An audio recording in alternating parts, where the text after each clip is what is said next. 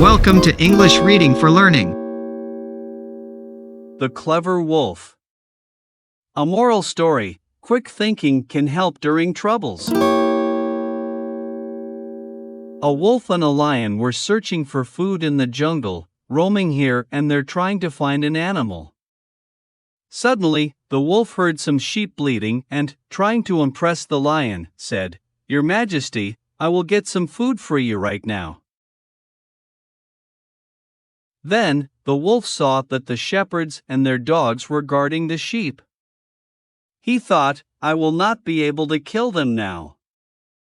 If I try, the shepherds will attack me." He returned without any sheep.